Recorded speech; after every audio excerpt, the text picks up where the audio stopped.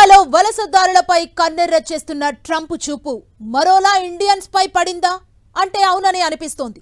Visa గడువు ముగిసిన వారిపై చర్యలు తీసుకుంటామన్న హెచ్చరికలు వాస్తవ రూపం దాల్చగా ఇప్పుడు తరలింపు అంశం మరో కోణంలో భారతీయుల్ని కలవరపెడుతోంది. ఎందుకంటే ఇండిపెండెంట్ వీసాలపై అమెరికా వెళ్లిన వారికి గడువు తీరినా మరో 2 ఏళ్లు రెన్యువల్ చేయించుకోవచ్చు. కానీ టెక్సాస్ కోర్టు ఇచ్చిన తీర్పు వీరిని దానికి అనర్హులుగా చేయగా ట్రంప్ కొరడ ఈ రూపంలో కనుక విదిలిస్తే కనీసం 1,00,000 మంది భారత్ దారి పట్టడం ఖాయంగా కనిపిస్తోంది.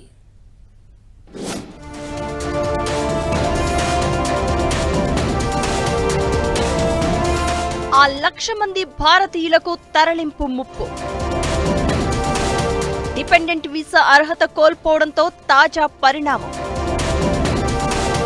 భారత్ నుండి అమెరికాకు డిపెండెంట్ వీసాలపై వలస వెళ్లిన వేలాది మంది భవితవ్యం అగమ్యగోచరంగా మారింది. ట్రంప్ కఠిన నిబంధనలు H-1Bతో పాటు వారిపై డిపెండెంట్ వీసా హోల్డర్స్ భవిష్యత్తు భారతీయులను కలవరపాటుకు గురిచేస్తోంది.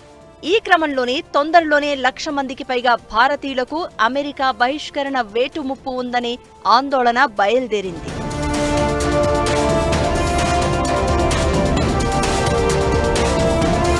అమెరికాలో ఇమిగ్రేషన్ చట్టాల నిబంధనల ప్రకారం H-4 వీసాలపై ఉండేవారికి 21 ఏళ్ల వయసు దాటితే డిపెండెంట్ వీసా అర్హత పొందే అవకాశం ఉండదు.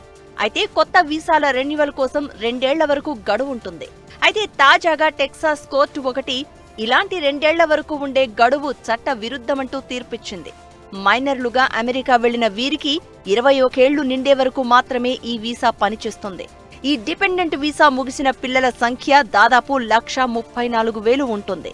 వీరిలో కనీసం 1,00,000 మందికి డీపోర్టేషన్ తప్పదేమో అనే భయాలు కలుగుతున్నాయి.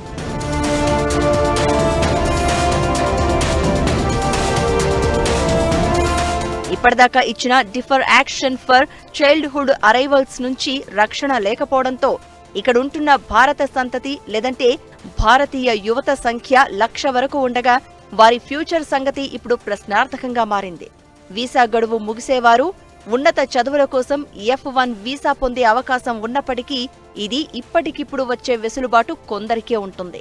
అయితే ఇలా ఇంటర్నేషనల్ స్టూడెంట్స్ కింద నమోదైతే స్కాలర్షిప్ సహా ఇతర సౌకర్యాలకు దూరమవుతామనే ఆందోళన యువతలో నెలకొంది.